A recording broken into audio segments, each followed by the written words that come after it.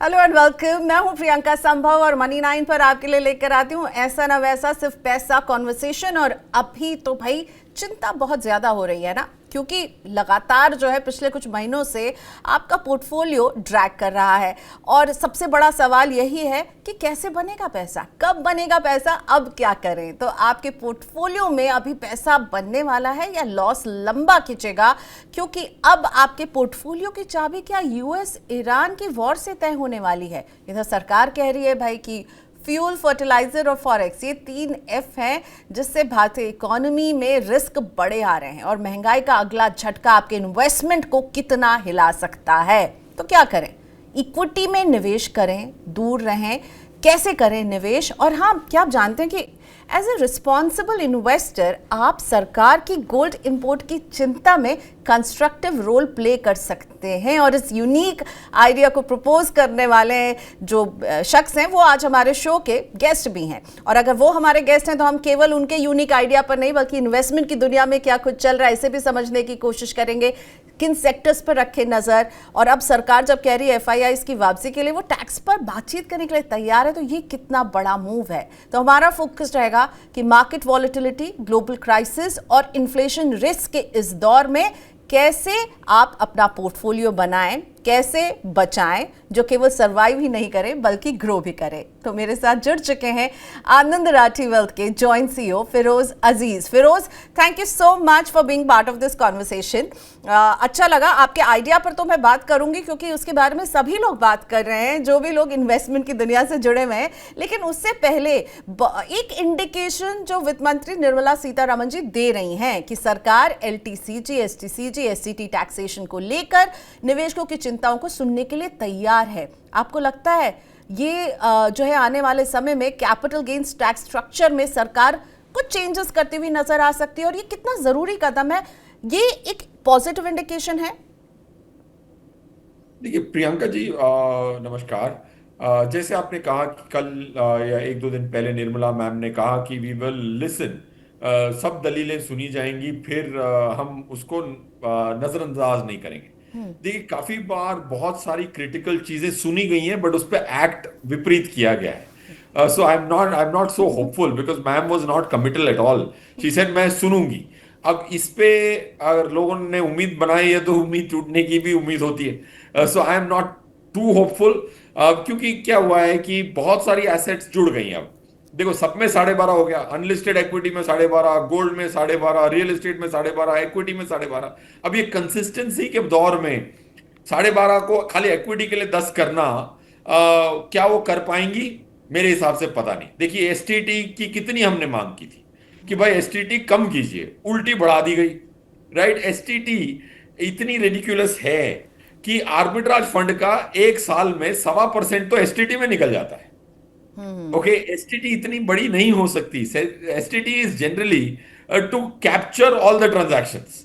जैसे आपके पास अब टीडीएस होता है ना, वैसी नॉमिनल अमाउंट होनी चाहिए। आज फ्यूचर्स पे इतनी एसटीटी है कि आप अगर हिसाब करने जाएं, अगर आप एक इंसान निफ्टी के फ्यूचर खरीदता और बेचता है ना, खाली खरीदता बेचता है, और अगर सेम भाव पे खरीदता है सेम भाव पे बेचता है, तो उसका ऑलमोस्ट 60-70 रुपए का निफ्टी का नुकसान हो जाता है। ओके, और ऐसी लेवरेज में मार्केट में अगर आप 70 रुपए दे दोगे, 5 टाइम्स लेवरेज करोगे, खरीद के सेम भाव पे बेचने के आपके आपके कुल मिला के 60-70 रुपए चले जाएं, तो एसटीटी को अगर बढ़ा दिया गया, जब सबने ग्लोबली हमने बोला कि we are 5 times more than the average, और उसके बाद आपने उसको 10 टाइम्स मोर कर दिया, तो मेरी उम्मीदें थोड़ी कम। ओके। क्या ये लॉजिकल थिंग है करना? हाँ। इससे लॉजिकल क्या होगा कि भाई इंडिया में इक्विटी म्यूचुअल फंड में 1.8% है, इक्विटी में 2% है लोगों का पैसा, और गोल्ड में 28% है। 28% कहाँ है? और म्यूचुअल फंड और डायरेक्ट इक्विटी में हाउस होल्ड का मिला के 4% का है। एक तरफ 28 है, दूसरी तरफ 4 है। ये 4 को टैक्स की रियायत देंगे तब जाके 28 निकलेगा ना, तब जाके इसमें 8 होगा और इसमें 24। 8 और 24 भी लॉपसाइडेड है। 32% दुनिया का ज्वेलरी इंडिया के पास है। 32%, 32.5% की गोल्ड ज्वेलरी इंडिया के पास है, फिर भी लोगों का पेट नहीं भरता, बोलता है और इंपोर्ट कर लूंगा। सो गोल्ड से अगर पैसा निकलना है इक्विटी में, लॉजिकली जाना चाहिए। कोई कोई भी फाइनेंस की टेक्स्ट बुक पकड़ लें, उसमें पूछें, या आज एआई का दौर है, अगर आपके परिवार के 2% इक्विटी म्यूचुअल फंड हो तो गोल्ड में कितना होना चाहिए, एआई को पूछ लीजिए, जेमिनी को पूछ लीजिए, वो बोलेगा 4 रख लो, 28 नहीं बोलने वाला वो। तो ये गोल्ड से प्यार जो है फिरोज, इस पर आपने बहुत अच्छा बताया है कि भाई अगर हर कोई जो इन्वेस्टर है जिसके पास बहुत आइडल गोल्ड है वो इसका इस्तेमाल सही तरीके से करे, क्योंकि जो हमारे आरबीआई के पास जितना गोल्ड नहीं उतना ज्यादा तो हमारे घरों में गोल्ड पड़ा हुआ है। उससे कई गुना ज्यादा पड़ा हुआ है। कोई कहता है कि 4 करोड़ करोड़ है, 4 करोड़ करोड़ जितना गोल्ड गोल्ड है। कोई कहता है 5 करोड़ करोड़ है। जनवरी में जब 5600 पे गई थी गोल्ड की पर आउंस डॉलर टर्म्स में, तो 5 करोड़ करोड़ था। अब 20% गिर गया, तो अब सिर्फ 4 करोड़ करोड़ रह गया। अगर सोचिए सब इंडियन बेच लेते जनवरी में, तो 1 करोड़ करोड़ का पैसा बच जाता। लोग कहते हैं ना गोल्ड में नुकसान नहीं होता। जनवरी से लेके अब तक की पीक वैल्यू से अब तक ऑलमोस्ट 75 लाख करोड़ का mark to market opportunity loss है इंडियन हाउस होल्ड का। और लोग कहते हैं गोल्ड में लॉस नहीं हो सकता, पीक पे अगर कोई बेच बेच सकता तो। सो कमिंग बैक, गोल्ड से प्यार है, गोल्ड ज्वेलरी से प्यार करें। गोल्ड जो माँ बाप ने दिया, मेरी नानी ने दिया, मेरी माँ को उस गोल्ड से प्यार है, राइट। चलो, कोई भगवान के कोई फोटो हो उस पे तो बिल्कुल प्यार करें।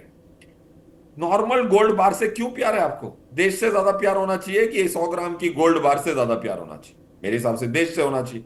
देश का क्या फायदा हो गोल्ड बार बेचने से? हमारे पास 5-4 करोड़ करोड़ का गोल्ड है, फिर भी हम बाहर से मंगा रहे हैं। क्यों? क्योंकि आपने गोल्ड बार रखा हुआ है तिजोरियों में। जिसको ज्वेलरी चाहिए, जिसकी शादी हो रही है, उसके लिए दे दो ना, उसको इंपोर्ट करने की जरूरत ना पड़े। आपकी तो शादी हो चुकी हो, मेरी तो शादी हो चुकी है। तो मैं 154 ग्राम का ही मात्र गोल्ड था मेरे पास, वो मेरी सास की कस्टडी में था, वो भी बिकवा दिया। अब मैं ये प्लेज करता हूं कि मेरे आसपास मेरी वेंटवर्थ में एक धेले का गोल्ड नहीं है। ओके, सो आपको लगता है कि जो घरों पे पड़ा हुआ गोल्ड है जिसको आप इस्तेमाल नहीं कर रहे हैं उसको अगर बेच रहे हैं, आपने इनफैक्ट एक नंबर भी दिया है, कुछ 13,800 फैमिलीज अगर गोल्ड बेच दे तो बात बन जाएगी। कैसे, क्या कैलकुलेशन है इसमें फिरोज? नहीं, 13,800 परिवार में इंडिया का 1% प्रॉब्लम सॉल्व कर सकता हूं कोशिश करके, राइट। बाकी बहुत सारे लोग हैं। तो 13,800 परिवार अगर 100 ग्राम गोल्ड बेचेंगे, तो आनंद राठी के इर्द गिर्द के क्लाइंट एवरेज अगर 100 बेच लें, एक क्लाइंट मेरे 400 ग्राम के लिए मान गए, दूसरे को मना रहा हूं ऑलमोस्ट 4 kg के लिए। एवरेज अगर 13,800 परिवार 100 ग्राम गोल्ड बेच दें, तो एक से ऑलमोस्ट अबाउट 1 टन से ज्यादा बिक जाएगा। 1,000 मतलब almost about 1400 KGs of gold बिक जाएगा। 1400 केजीज मतलब 2,500 करोड़ का माल बिक सकता है। उसकी कोशिश में लगे हुए हैं। हमने हमारी मुंबई ऑफिस में एक कियोस्क लगाया हुआ है गोल्ड वाला, तो अपने एम्प्लॉय सरेंडर कर रहे हैं, कल से 3 kg बिका है, राइट। तो हमने ज्वेलर को ही ऑफिस बुला लिया, सब लोग गोल्ड ज्वेलर के पास जाएं। और ज्वेलरी भी इतनी नॉन ट्रांसपेरेंट है। पहली बार मैं बेचने गया, मेरी सास बेचने गई, तो पता है क्या भाव मिला? एक ज्वेलर ने 1,44,000 का भाव दिया। मैंने हर जगह से पता किया और 156 में बेचा मुंबई में। तो इतनी लोग मार्जिन कमाना चाहते हैं। आज तक कोई गया नहीं है गोल्ड बेचने। जब वे बेचने जाएंगे ना हमारी सुन के, तब पता लगेगा कितनी नॉन ट्रांसपेरेंट मार्केट है गोल्ड की। म्यूचुअल फंड पे क्रिप करना बंद कर दें कि रेगुलेशन है कि नहीं है। बट अगर आप ज्वेलर की रेगुलेशन देखेंगे, एक बंदा 1,44,000 का कोट दिया 10 ग्राम पे, दूसरा बंदा 1,56,000 की कोट दिया, और मैं 1,56,000 में 3 kg बेच चुका हूं। अगर अगर किसी ने तब फाइंड आउट ना किया होता तो ऑलमोस्ट इतना नुकसान हो जाता। So it's so non transparent. तो हमने एक गोल्ड की एक कियोस्क मुंबई ऑफिस में लगा ली है। तो हमारे कोलीग्स ला ला के कोई 20 ग्राम बेच रहा है, कोई 40 ग्राम बेच रहा है, सुबह से लगे हुए हैं लोग। ओके, सो लेकिन कितना आसान है लोगों को कन्विंस करना गोल्ड बेचना, गिवन द फैक्ट कि हमें गोल्ड इतना पसंद है। कोई उससे दूर नहीं होना चाहता, क्योंकि सबको ना जब भी आप बात करते हैं तो गोल्ड की डाउनफॉल के बारे में कम और गोल्ड के पीक हाइज के बारे में जो जनवरी में हमने देखा उसकी बात करेंगे। और अब जब यूएस ईरान की वॉर भी लग रहा है कि यहाँ पर शायद सोल्यूशन मिल जाए, और तब फिर गोल्ड में अक्सर वॉर जब होती है उसके बाद हम गोल्ड को भागते हुए देखें, तो ऐसे सिचुएशन में आप कहोगे गोल्ड बेचो, जिसको मैं देख रही हूँ कि प्राइस बढ़ने वाला है। Priyanka ji, I am pleasantly surprise. अगर लोगों को या तो फिर अपना 1% बेच दो, 2% बेच दो, 2% ना बेचने का कोई लॉजिक ही, मैथमेटिकल कोई लॉजिक नहीं दे सकते। जज्बाती दे दे अलग चीज है। भाई अगर कोई भी एसेट डबल हो जाए, ट्रिपल हो जाए 3 साल में, तो क्या 2 साल में अगर 150% की रिटर्न आए, थोड़ी प्रॉफिट बुक करनी चाहिए? क्या कहता है प्रियंका जी, आप कहिए, बताइए। आप तो अगर ऑब्वियसली निफ्टी 2 साल में, बिल्कुल बुक करनी चाहिए, आपसे ही सीखा है। करेक्ट, अगर सोचिए आज निफ्टी है 24,000 की, अगर समझो 2 साल फास्ट फॉरवर्ड, निफ्टी पहुंच जाती है 70,000 पे। अब मुझसे पूछेंगी तो मैं आपको जीरो प्रॉफिट बुकिंग तो नहीं बोलूंगा, मैं बोलूंगा थोड़ी सी प्रॉफिट बुकिंग कर लें। वही गोल्ड के लिए भी कह रहा हूं, राइट। बट ये सुनने के बाद लोग, काफी काफी लोग आए हैं, so many people have said I will sell gold, I have sold gold. कल कोई इवेंट में था, मैं एटलीस्ट 50 लोग आके बोले कि भाई अब मैं अपना गोल्ड बेच चुका हूं, और दूसरे 50 बोले कि बेचने की कोशिश कर रहा हूं। सो आई थिंक पीपल आर, अगर 1-2% की गोल्ड बेचने के लिए बोल रहे हैं, कोई मना नहीं कर रहा है। और हमारे क्लाइंट को तो हमने थोड़ा ज्यादा प्रेशर डाला हुआ है, 100 ग्राम बेच दो। तो उसमें भी काफी पॉजिटिव रिस्पॉन्स आ रहा है। 2-3 महीने बाद मैं आंकड़े विद रिसीट दिखाऊंगा। लेट्स सी, अगर 1,000 करोड़ का बिकता है, 2,000 का बिकता है, ऊपर वाले की दया रही तो 2-2.5 हजार करोड़ का जो टारगेट लिया है हमने, चलिए, तो तो आपको आपको हो इस सकता है। मिशन के लिए बधाई, आप बिल्कुल सक्सेसफुल हो इसमें फिरोज। लेकिन ये बताइए, गोल्ड पर अभी आउटलुक क्या बढ़ रहा है, आपको क्या लग रहा है गोल्ड किस दिशा पे जा रहा है? क्योंकि हम जितने कमोडिटी एक्सपर्ट से बात कर रहे हैं उनका कहना है कि दिवाली तक 2.5 लाख के लेवल्स, कुछ कमोडिटी एक्सपर्ट्स ने मनी 9 के प्लेटफॉर्म में कहा है। आपका क्या आउटलुक बन रहा है? आनंद राठी की रिसर्च क्या कह रही है? देखिए, मेरा मानना है कि जनरली एक्सपर्ट लोग जो पिछले 6 महीने में, 1 साल में हुआ होता है ना, उसके विपरीत कोई नहीं बोलता। उसको खाली, अब सिल्वर जब 4 लाख गया था तो कोई बोला था 2 लाख वापस आएगा, सब 10 लाख की बातें करने लगे थे। यही हकीकत है ना। बिटकॉइन जब 1 लाख डॉलर पे पहुंच गया था, $100,000 पे, किसी ने बोला नहीं कि 65 पे आएगा। सब बोल रहे थे कि अब 4 लाख डॉलर का हो जाएगा एक बिटकॉइन। तो मोस्ट पीपल एक्स्ट्रापोलेट ग्राफ, जैसे चल रहा है उसी को एक्स्ट्रापोलेट कर देते हैं। तो आज अगर गोल्ड है $1,59,000, 1,59,000 पर 10 ग्राम्स ऑन MCX, इसमें 6-7% तो मोदी जी और गवर्नमेंट ने दे दिया इंपोर्ट ड्यूटी बढ़ा के। बाकी 7-8%, 9% जनवरी से रुपी डेप्रिसिएशन की वजह से आ गया, राइट। इसीलिए आज हम 1,59,000 पे बैठे हैं। उसमें ज्वेलर 2-3 हजार तो मिनिमम रखता है, 156 मिलता है। अगर इंपोर्ट ड्यूटी हटा दी जाए वापस, तो आ जाएंगे आप 6-7% नीचे, राइट। सो मेरा मानना है कि 1,60,000, 1,59,000 इज गुड प्राइस। क्या 1,80,000 जा सकता है? जाहिर सी बात है, जा सकता है। एफडी भी चला, एफडी में भी 1,60,000 डालोगे तो साल भर बाद 1,80,000 पे पहुंचेगी। अब सवाल ये उठता है कि क्या 3 साल बाद इक्विटी म्यूचुअल फंड को गोल्ड बीट कर पाएगा कि नहीं, राइट। मेरा ये मानना है कि अगर आज किसी ने मेरी गांठ बांध ली कि आपने अच्छे, आनंद राठी के मॉडल पोर्टफोलियो में 14 स्कीम्स है, वो मॉडल पोर्टफोलियो 5 साल की होल्डिंग पीरियड और आज का गोल्ड प्राइस आप डेट मार्क कर लें, 5 साल बाद क्या इक्विटी म्यूचुअल फंड बेहतर रिटर्न देगा या गोल्ड ज्यादा रिटर्न देगा? मेरा ये मानना है 90% से ज्यादा संभावना है कि इक्विटी म्यूचुअल फंड ज्यादा देगा।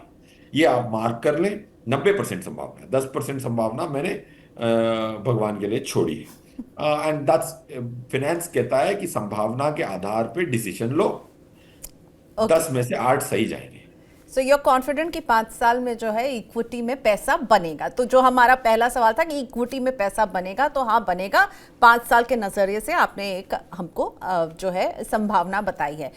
अभी की जो संभावनाएं बन रही हैं फिरोज, करंट अफेयर्स पे अब आते हैं। ये जो जंग है खत्म होने का नाम नहीं ले रहा है। ऐसा लग रहा था कल निफ्टी 24,000 पर टच करता हुआ, सोमवार को जब ये मई के लास्ट वीक में खुला तो लगा कि भाई सारे दुख दर्द दूर हो गए हैं, लेकिन फिर कुछ अटैक्स की खबरें आई, फिर जो है वो चिंताएं फिर से आ रही हैं। क्रूड थोड़ा नर्म हुआ, फिर क्रूड गर्म हो गया है। रुपये की वीकनेस अभी भी चल रही है। आप इस सिचुएशन को एक इन्वेस्टर को कैसे समझाना चाहेंगे और क्या करने की सलाह दे रहे हैं? मेरे हिसाब से तो पहले तो मैं ये देखता हूँ कि भाई बुरी खबर आती है, खुश खबरी आती है, पहले मैं खुश या बुरी दुख नहीं होता। पहले मैं देखता हूँ मेरी क्या हालत है, मेरे मॉडल पोर्टफोलियो की क्या हालत है, आनंद राठी के क्लाइंट के पैसे का क्या हुआ है। फिर उसके बाद दुख या खुशी जाहिर करता हूँ, क्योंकि आपने जैसे कहा निफ्टी 24,000 पे है, बट स्मॉल कैप ने 19% की रिटर्न दी थी अप्रैल में, राइट। 1 अप्रैल से अब हो गई ऑलमोस्ट मे एंड, 2 महीने में 14 म्यूचुअल फंड अगर किसी ने 1 अप्रैल को खरीदे होते, जो हमारा मॉडल पोर्टफोलियो, वो 12% आता है।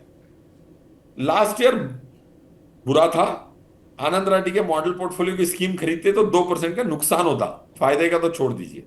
तो पहले अगर मैं 14 महीने की पीरियड लूं, 1 अप्रैल 2025 से लेके मई 2026 तक 14 महीने होते हैं। पहले 12 महीने में -2, लास्ट 2 मंथ्स में +12, तो टोटल रिटर्न आई 14 महीने की 10% की। 10% एफडी से ज्यादा होता है। वॉर चल रही है, ट्रंप साहब डामाडोल हो रहे हैं, उनका मूड स्विंग हो रहा है, फिर भी अगर मेरे क्लाइंट को इस 14 महीने के घटिया पीरियड में एफडी से ज्यादा रिटर्न आ गई, तो वो इतने उदास नहीं होने चाहिए। तो पहले मैं बोलता हूं उदास क्लाइंट को, पहले बोलता हूं सर आंकड़े देख लेते हैं, फिर डिसाइड करते हैं उदास होना है कि नहीं होना, वरना न्यूज़पेपर डिसाइड करेगा आप सो पाएंगे कि नहीं। और आपको आपका पोर्टफोलियो ज्यादा इंपॉर्टेंट है, वो paper is more important than newspaper. Okay, so cut the noise and focus on your portfolio, ये आपका मंत्र है इस समय। आपने स्मॉल कैप की बात की जिसने बहुत तगड़ी रैली दिखाई है अप्रैल में। अभी आप किस पर ओवरवेट होंगे? लार्ज कैप एक्यूमुलेट करने का ये सही समय है, या मिड कैप और स्मॉल कैप पर फोकस बढ़ाना चाहिए अगर आप एक लॉन्ग टर्म टाइम होराइजन के साथ इन्वेस्ट कर रहे हैं तो? मेरे हिसाब से एक काइंड ऑफ इक्विलिब्रियम है, लार्ज मिड स्मॉल। हमारे मॉडल पोर्टफोलियो में 55% की लार्ज है, बाकी आधा आधा हिस्सा 22-22 या 22 और 23 स्मॉल और मिड कैप में।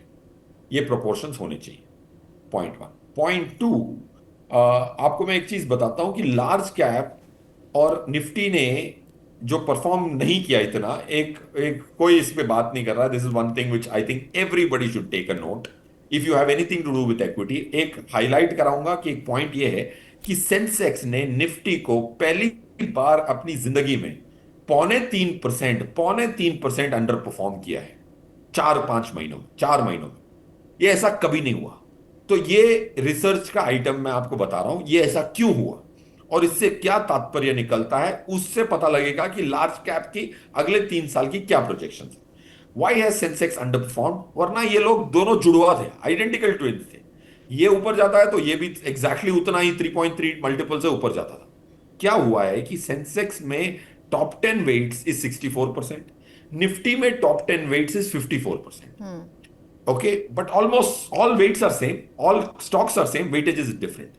क्या हुआ है कि एमएससीआई, जो मॉर्गन स्टैनली के इंडेक्स होते हैं, वो एक इंडेक्स बनाते हैं हर कंट्री में, उसको कहते हैं एमएससीआई स्टैंडर्ड इंडेक्स। वो स्टैंडर्ड इंडेक्स एक होता है और एक स्मॉल कैप इंडेक्स होता है हर कंट्री में। वैसे ही अगर हम ऊपर जाते हैं तो एमएससीआई का एक इमर्जिंग मार्केट इंडेक्स है। ये जो इंडेक्स है इसमें $2 ट्रिलियन, कितने $2 ट्रिलियन लगे हुए हैं, मतलब 2 करोड़ करोड़ अप्रोक्सीमेटली। ये में इसमें जो वेटेजेस हैं एचडीएफसी और रिलायंस की, ये वेटेजेस बहुत कम हो गई हैं। तो इसकी वजह से जो एग्जिट्स हुई हैं एचडीएफसी और रिलायंस शेयर में, फॉर एग्जांपल मैं बोल रहा हूं, टॉप स्टॉक्स हैं इसीलिए एग्जांपल, ना तो मैं रेकमेंड कर रहा हूं, I am just giving you research idea, किसी को अगर डायरेक्ट इक्विटी में इंटरेस्ट है तो। इनकी वेट थी, दोनों की मिला के वेट थी 2.8%, अब इन दोनों की वेट हो गई है 1.7%। वेट कम कैसे हो गई? जो हम एफआई के सेलिंग आंकड़े देख रहे हैं ना, मैं अब उसको उसकी जड़ बताने की कोशिश कर रहा हूं आपको। क्यों बिक रहा है, क्या बिक रहा है? एचडीएफसी और रिलायंस। इसीलिए नहीं बिक रहा है क्योंकि रिलायंस का बिजनेस अच्छा नहीं है, इसीलिए नहीं बिक रहा है कि एचडीएफसी का बिजनेस नहीं है। टीएसएमसी जो ताइवान की कंपनी है ना, वो भी इसी इंडेक्स में है, उसका वेट बढ़ के 7% से 14% हो गया है। वो बनाता है सेमीकंडक्टर, राइट। ताइवान की एक कंपनी का वेट है 14% और इंडिया का पूरा वेट है 11%। रिलायंस और एचडीएफसी का वेट है 1.6%। तो क्या हो रहा है कि जैसे ही $2 ट्रिलियन इस इंडेक्स पे लगे हुए हैं और जैसे ही ताइवान की मार्केट ऊपर जा रही है, वो इंडिया से वेटेज खींच रहा है। ओके। और दो दो ताइवान के स्टॉक्स, पहला स्टॉक 14%, सेकेंड स्टॉक 1%। चाइना के दो स्टॉक 7%, अलीबाबा 3%, 4%। ब्राजील और इंडिया मिला के 15% है और टीएसएमसी एक स्टॉक 15% है इस इंडेक्स। तो जैसे वो स्टॉक्स ऊपर जा रहे हैं, इंडिया से वेटेज खींचा जा रहा है। और वेटेज खींच कहां से रहा है? जहां सबसे ज्यादा वेट था। सबसे ज्यादा वेट किस में होता है? हैवी टॉप वेट्स पर। स्टॉक्स में होता है। इसीलिए लार्ज कैप अंडर परफॉर्म कर रहा है, मिड कैप स्मॉल कैप ठीक ठाक कर रहा है। जब ताइवान से चिप मैन्युफैक्चरिंग की जो बबल है, अगर वो अनवाइंड होगी, तो HDFCs and the Reliances of the world, top 10 stocks will do better again. क्या वो 6 महीने में होगा या 6 साल में होगा, मुझे पता नहीं। बट उसका एक बीज एप्पल ने बो दिया है। एप्पल ने इंटेल के साथ एक टाई अप किया है कि सेमीकंडक्टर मैन्युफैक्चर करने के लिए मैं चाइना के पड़ोसी के पास क्यों जा रहा हूं, इधर ही मैन्युफैक्चर करो। ये जो बीज बोना था, ये ताइवान, कोरिया, चाइना की सबकी बबल बर्स्ट करने का एक बीज बो दिया गया है already. So I M bullish on large cap also, but on a 2-3 year time frame. Okay हमने जहाँ से बात शुरू की थी कि एफएम ने इंडिकेशन दिए हैं कि वो अब जो है टैक्स पर बात करने के लिए, सुनने के लिए तैयार हैं। आपने बहुत क्लियरली दो टूक जवाब दिया कि कोई ज़्यादा उम्मीद आप इस पर नहीं रख रहे हैं। लेकिन एक बात है कि भाई एफआईआईज अभी भी भारत नहीं आ रहे हैं। हालांकि एक दो दिन हम देखते हैं कि 4 दिन के गैप के बाद कुछ वो खरीदारी कर रहे हैं, कुछ बाय कर रहे हैं, पर ज़्यादातर वो अभी सेल मोड में ही बने हुए हैं। भारत से जो नाराज़गी है, ये कैसे दूर कर सकती है सरकार को? क्या करना चाहिए और ये होनी कितनी ज़रूरी है आपको लगता है? देखिए, रेस्पेक्टिंग एफआईआई इज आर कर्तव्य। अतिथि देवो भव, राइट। आज भी 36% निफ्टी का फ्री फ्लोट एफआईआई के हाथ में है। 19%, 22% स्मॉल कैप का free float, NSC small cap 250 का फ्री फ्लोट एफआईआई के पास है। माना एफआईआई ने बेचा है, बट उसने अपनी 3% होल्डिंग बेची है। कोसने वाले उनको कोसने लग जाते हैं। भाई 97% तो रखा है ना, 3% निकाला है, उसमें रो रहे हैं। अगर पूरे 97 निकालते तो हमें उनका आदर करना इंपॉर्टेंट है, क्योंकि उन्होंने हमें ग्रोथ कैपिटल दी। जब इंडिया की कैपिटल नहीं थी, तब 6 साल पहले 2019 में निफ्टी के 43% free float was owned by FII. Today 36% is owned by FII. Okay, तो मतलब 6 साल पहले भी 42% फ्री फ्लोट एफआईआई होल्ड करके आपको वहां तक हाथ पकड़ के लेके आया ना, 2019 तक, कोविड तक तो लेके आया वो। अगर वो आज मदद भी ना करे तो उसका आदर सम्मान करना हमारा कर्तव्य है। भूलना नहीं है, जो आपकी करंट कंपनी कंट्री को यहां तक लाया है, उसका एहसान आप कभी भी नहीं भूल सकते।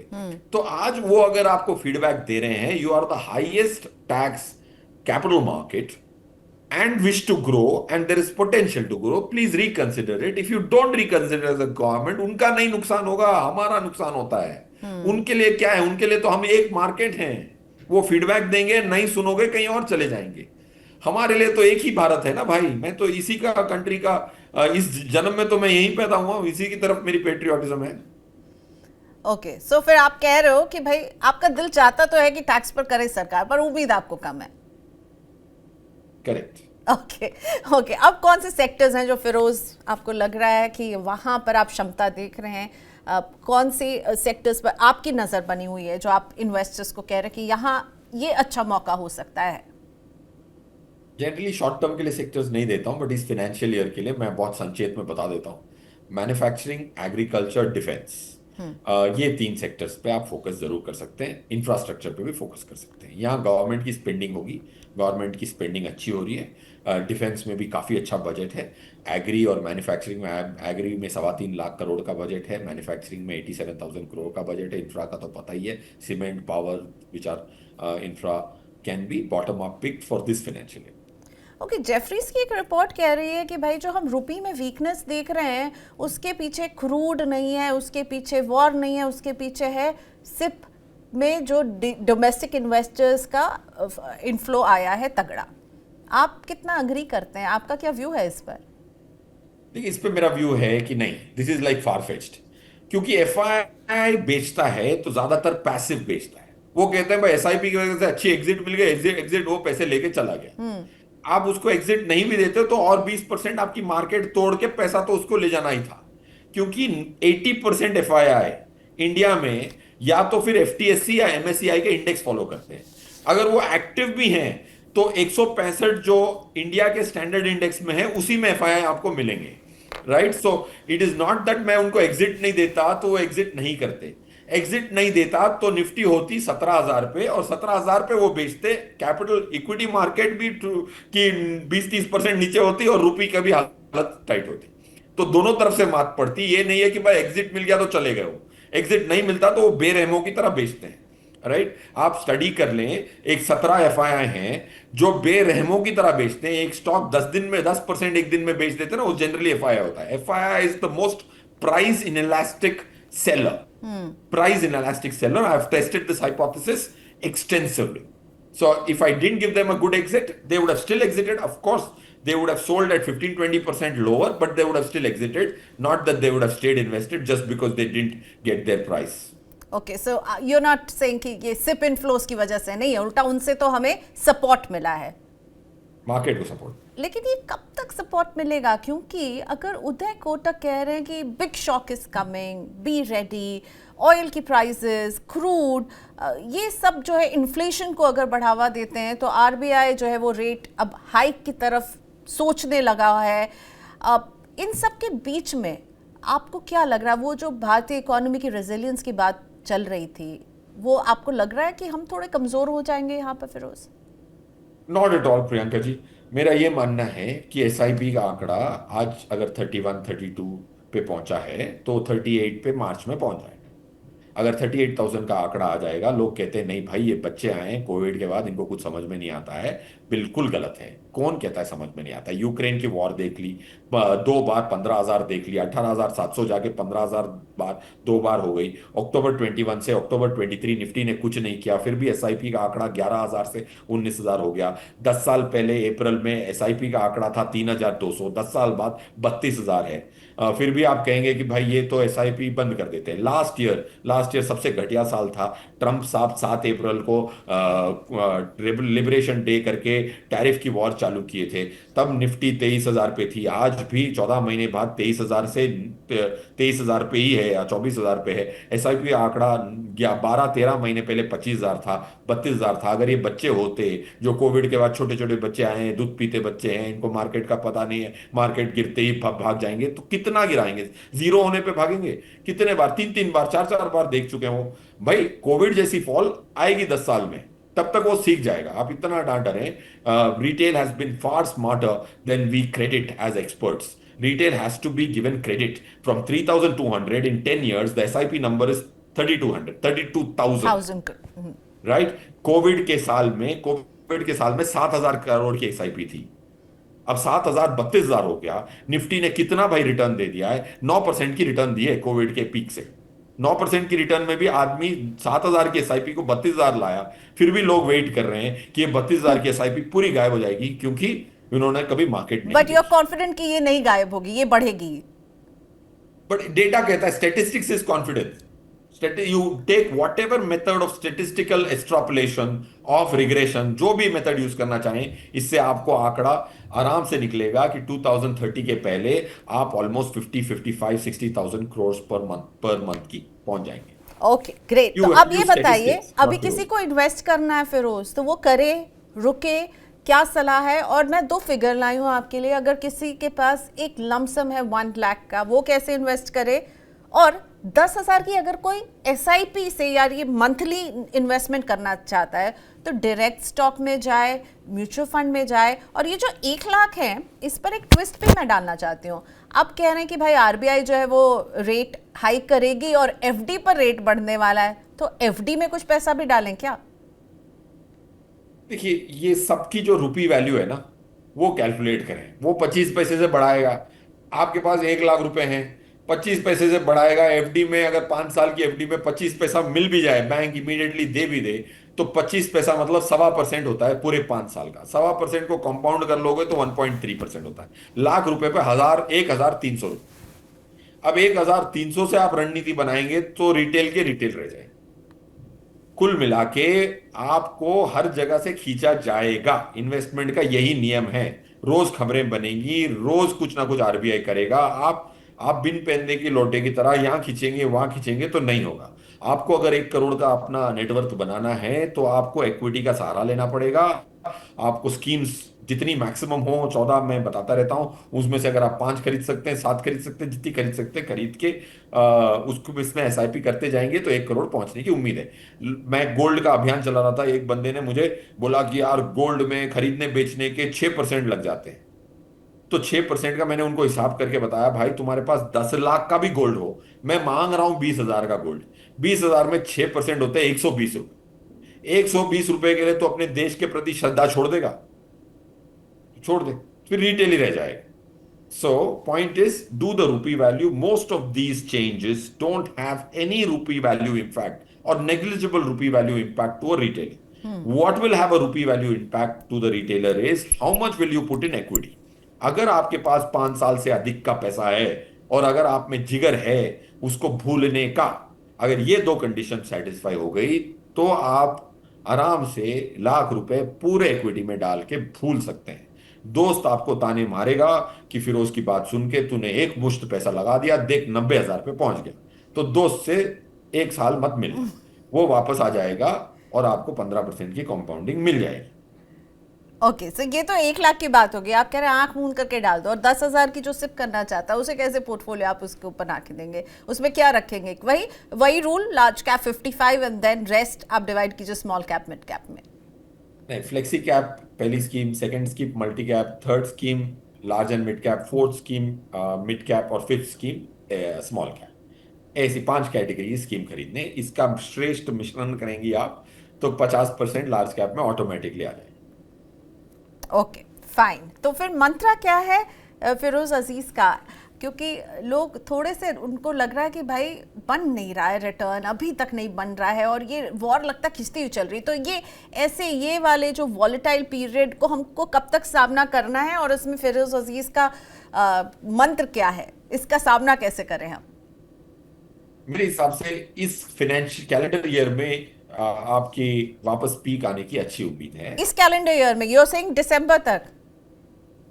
यस, दैट्स अच्छी उम्मीद है। देखो संभावना है ना, the game is not like a sunrise. Sunrise की संभावना 100% है, इसकी संभावना 80% है, क्योंकि वॉर खत्म होते ही वापस वो पीक पे आने की उम्मीद रहती है। क्या इस साल में वॉर खत्म होगी? मेरे हिसाब से दोनों पार्टीज को चाहिए कि वॉर खत्म होगी, दोनों एक दूसरे की खींचातानी कर रहे हैं। सो आई थिंक ये बुरा वक्त इस कैलेंडर ईयर के पहले पहले खत्म होना चाहिए। 6 more months of patience is needed.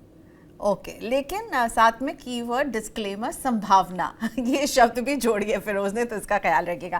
Thank you so much Feroze for this Priyanka madam, मैं वापस आपके शो में आऊंगा, इसकी भी संभावना ही है, सर्टेनिटी तो है नहीं, जिंदा रहूंगा तो आऊंगा। वैसे 1 साल बाद आए हैं आप, दुनिया पूरी संभावना पे लगी हुई। 1 साल बाद आए, पर आपने प्रॉमिस किया कि जब आप ये गोल्ड का अपना कैंपेन जब पूरा करेंगे तो आप मुझे पूरे आंकड़ों के साथ एक इंटरव्यू देंगे। So I will wait for that. कोशिश जरूर करूंगा कि पूरे बिकवा पाऊं, देखूंगा। ऊपर वाले की दया मेहर चाहिए। बेस्ट ऑफ लक फिरोज आपको, और शुक्रिया हमारे साथ जुड़ने के लिए, बाजार को समझाने के लिए और वॉलेटिलिटी से निपटने के मंत्र देने के लिए। बहुत धन्यवाद आपका। ओके सो ऐसा ना वैसा सिर्फ पैसा में आज हमारे मेहमान थे फिरोज अजीज, और कुछ बहुत ही अच्छे आइडियाज़ लेकर आए थे कि गोल्ड इंपोर्ट को कर्ब करने के लिए क्या किया जा सकता है। लेकिन उससे ज़्यादा इंपॉर्टेंट बात जो मेरे साथ रही है उनका कहना है कि इस कैलेंडर ईयर यानी दिसंबर 2026 तक हो सकता है, संभावना है कि हमारा मार्केट जो है एक टर्न अराउंड हमें दिखाएगा। तो इसी के इंतज़ार में है, क्योंकि तभी तो बनेगा पैसा। देखते रहिए मनी 9। आज के लिए इतना ही, नमस्कार।